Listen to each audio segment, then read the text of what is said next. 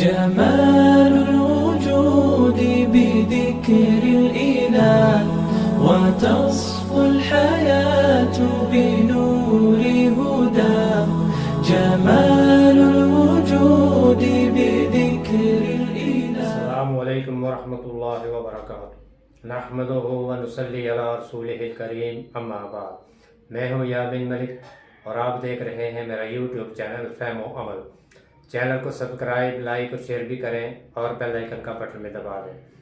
آج ہم انشاءاللہ اللہ تعالیٰ کی توفیق سے سورہ بقرہ کی آیت نمبر 21 کا لفظ مطلب اس کے روٹ ورڈ یعنی مادہ کے حوالے سے سمجھنے کی کوشش کریں گے. یا ایوہا حرف ندا ہے. حرف ندا وہ لفظ ہوتا ہے جس کے ذریعے سے کسی کو بلایا جائے، پکارا جائے یا مخاطب کیا جائے، متوجہ کیا جائے. یا ایوہا اے، الناس حمزہ نون سین یا نون سین یا، یہ اس کا روٹ ورڈ ہے انسان، الناس لوگ. عبدو عین با دال، یہ اس کا روٹ ورڈ ہے، اصل لفظ ہے، مادہ ہے. عبد کا مطلب ہے بندہ، غلام یا اطاعت گزار. ربکم دو لفظ ہیں یہ، ربا را با با، رب. کم تمہارا، ربکم تمہارا رب. الذی وہ جس نے، یہ بھی اشارہ ہے اور یہ اشارہ ہے رب کی طرف. الذی وہ جس نے، خلقکم دو لفظ ہیں، خلق خا لام کا، خلق پیدا کرنا، کم تم کو، واضح اور الذین ان لوگوں کو، من سے، قبلکم دو لفظ ہیں، قبل پہلے کو کہتے ہیں، یہ بعد کی ضد ہے، اور کم تم سے. لعلکم، لعلکم کا مطلب ہوتا ہے تاکہ تم. تتقون واو کاف یا، وقع بچنا، حفاظت کرنا، ڈرنا. یا ایہا الناس اے لوگو، عبدو عبادت کرو، ربکم اپنے رب کی، الذی وہ رب جس نے، خلقکم پیدا کیا تم کو، والذین اور ان لوگوں کو بھی، من قبلکم جو تم سے پہلے تھے، لعلکم تاکہ تم، تتقون تقوی اختیار کرو، بچ جاؤ. اس آیت میں وہ الفاظ جو روٹ ورڈ کے ساتھ جن کی وضاحت مطلوب ہے، الناس، الناس کے دو روٹ ورڈ ہیں، حمزہ نون سین، انس، انس اسی سے انسان ہے. انسان کو انسان اس لیے کہتے ہیں کہ یہ ایک دوسرے سے مانوس ہو جاتے ہیں، یعنی محسوس کرنا. اور انسان کو انسان اس لیے بھی کہتے ہیں کہ وہ ظاہر ہوتا ہے اور آنکھوں سے اس کا ادراک کیا جا سکتا ہے. اور انسان کی ضد جن ہے، جیم نون، نون اس کا روٹ ورڈ ہے، اور جن پوشیدہ ہوتے ہیں، نظر نہیں آتے. دوسرا اس کا روٹ ورڈ ہے نون سین یا نسی. نسی کا مطلب ہوتا ہے ترک کر دینا یا چھوڑ دینا، یعنی کسی چیز کی حفاظت کرنا چھوڑ دینا. اسی سے پھر بھول بھی ہے. نسی نسیان بھول کو کہتے ہیں، اور یہ بھول غفلت سے بھی ہو سکتی ہے اور بھول سے بھی. یعنی کسی چیز کو ترک کرنا، اس کی دو وجوہات ہو سکتی ہیں، یا تو غفلت ہوتی ہے یا پھر بھول ہوتی ہے. جیسے آدم علیہ السلام اور حوا علیہ السلام کو اللہ تعالیٰ نے جنت میں رکھا تھا اور ایک حکم دیا تھا کہ فلاں درخت کے پاس نہ جانا، تو شیطان کے بہکاوے میں آ کے وہ حکم بھول بیٹھے تھے. اگلا لفظ ہے عبدو، عین بادا، عبد. عبد کا مطلب ہوتا ہے بندہ، غلام یا اطاعت گزار. اسی سے عبادت ہے، یعنی عبادت کرنا، بندگی کرنا. اور عبادت یا بندگی یہ ہے کہ کسی کی برتری اور بالادستی کو تسلیم کرتے ہوئے اپنی آزادی اور خود مختاری سے دستبردار ہو جانا، یہ عبادت ہے. یعنی احکام خداوندی کی پیروی کرنا، اپنے نفس کو اللہ کی رضا کے تابع کرنا، خود کو جھکا دینا، یہ ہے عبادت. رب، را با با، یہ اس کا روٹ ورڈ ہے. کسی چیز کو نئی نئی تبدیلیوں سے گزار کر اپنی تکمیل تک پہنچانا، یہ ہے ربوبیت. یعنی نشو و نما دینا، ذرے سے کمال تک پہنچانا، ضروریات کا خیال رکھنا، چھوٹے سے بڑا کرنا. اور رب کے مفہوم میں 3 چیزیں آتی ہیں. پہلی چیز ہے خالق، پیدا کرنا. خالق ہر چیز کو پیدا کرتا ہے، وہ ہر چیز کا پیدا کرنے والا ہے، اسے خالق کہا جاتا ہے. اور جو پیدا کرتا ہے وہ مالک بھی ہوتا ہے. یعنی پیدا کرنے والا پھر ہر چیز کا مالک بھی ہے، اور پھر مدبر بھی ہے، نگران بھی ہے. یعنی سارے نظام کو چلانے والا وہی رب ہے، جو چھوٹے سے بڑا بھی کرتا ہے، پرورش بھی کرتا ہے، ضروریات کا خیال بھی رکھتا ہے، اور تعلیم بھی دیتا ہے، سکھاتا بھی ہے.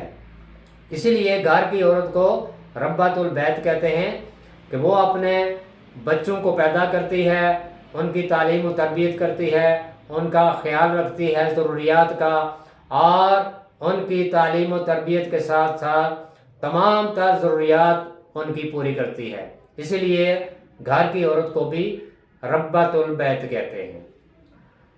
اگلا لفظ ہے خلقکم، خا لام کاف، خلق. یہ اس کا روٹ ورڈ ہے پیدا کرنا، کسی چیز کو بنانے اور کاٹنے کے لیے ماپنا، یہ اس کا بنیادی معنی ہے. یعنی اندازہ کرنا، مختلف عناصر سے نئی نئی ترکیب دے کر اس سے کوئی دوسری چیز بنانا یا پیدا کرنا. مثلا اس کی سب سے بڑی مثال ہم خود انسان ہیں کہ اللہ تعالیٰ نے ہم انسانوں کو ایک حقیر گندے پانی کی بوند سے ابتدا کی، اور پھر ماں کے پیٹ میں 9 ماہ تک رکھا، مختلف مراحل طے کیے، اور پھر ایک انسانی شکل میں روح و جسم کے ساتھ انسان کو پیدا کیا، یہ ہے تخلیق، پیدا کرنا۔ اس طرح کے پیدا کرنے کو تخلیق کہا جاتا ہے، اور پیدا کرنے والا خالق ہے، اور جو پیدا کیا جاتا ہے وہ مخلوق ہے۔ ہم مخلوق ہیں اور رب ہمارا خالق ہے، پیدا کرنے والا ہے۔ تو کسی ایک چیز سے دوسری چیز کا بنانا یہ ہے خلق، پیدا کرنا۔ اگلا لفظ ہے تتقون، واو کافیہ، وقع۔ وقع کا مطلب ہوتا ہے ڈرنا، بچنا، حفاظت کرنا۔ اسی سے تقویٰ بھی ہے۔ تقویٰ کا مطلب ہے بچاؤ، حفاظت، گناہوں سے بچنا۔ اور تقویٰ کیا ہے کہ اللہ تعالیٰ کے احکامات کی پیروی کرنا اور گناہوں سے بچنا، اپنی زندگی کو قرآن و سنت کے مطابق گزارنا، گناہوں سے بچ کر جہنم کے عذاب سے ڈرنا، یعنی عذاب جہنم سے بچنے کے لیے اس دنیا میں نیک اعمال کرنا اور اپنے آپ کو گناہوں سے بچانا، یہ ہے تقویٰ۔ یا ایھا الناس، اے لوگو، اعبدو، عبادت کرو، ربکم، اپنے رب کی، الذی، وہ رب جس نے خلقکم، پیدا کیا تم کو، والذین، اور ان لوگوں کو بھی، من قبلکم، جو تم سے پہلے گزرے، لعلکم، تاکہ تم، تتقون، تقوی اختیار کرو۔ اس سے پہلے ہم نے ابتدائی آیات میں متقین کے بارے میں پڑھا تھا اور ان کی صفات بھی بیان ہوئی تھیں۔ اس کے بعد ہم نے انکار کرنے والوں کے بارے میں پڑھا کہ جو حق اور سچ کا انکار کرتے ہیں۔ پھر اس کے بعد ہم نے منافقین کے بارے میں پڑھا، اور منافقین کی دو قسمیں تھیں ہمارے سامنے۔ اس کے بعد اللہ تعالیٰ ساری انسانیت کو خطاب کر رہے ہیں، یا ایھا الناس، اے وہ تمام کے تمام لوگو، اعبدو ربکم، عبادت کرو اپنے رب کی، الذی، وہ رب جس نے، خلقکم، پیدا کیا تم کو، والذین من قبلکم، اور ان لوگوں کو بھی جو تم سے پہلے گزر چکے ہیں، لعلکم، مقصد اس کا یہ ہے تاکہ تم، تتقون، تقوی اختیار کرو، بچ سکو۔ اللہ تعالیٰ نے ہمیں اپنی عبادت کے لیے پیدا کیا۔ جس طرح اس آیت میں اللہ تعالیٰ سب انسانوں سے خطاب کر کے بتا رہے ہیں کہ اپنے اس رب کی عبادت کرو جس نے تمہیں پیدا کیا ہے، اور جو تم سے پہلے لوگ گزرے ہیں ان کو بھی پیدا کیا ہے، اور پیدا کرنے کا مقصد یہ ہے لعلکم تتقون، تاکہ تم جہنم کے عذاب سے بچ سکو۔ ایک اور مقام پر اللہ تعالیٰ نے فرمایا وَمَا خَلَقْتُ الْجِنَّ وَالْإِنسَ إِلَّا لِيَعْبُدُونَ، میں نے جن و انس کو صرف اس لیے پیدا کیا ہے کہ وہ میری عبادت کریں۔ تو اللہ کی عبادت یہ ہے کہ اللہ تعالیٰ کے احکامات کو ماننا، اللہ تعالیٰ کے احکامات کی پیروی کرنا۔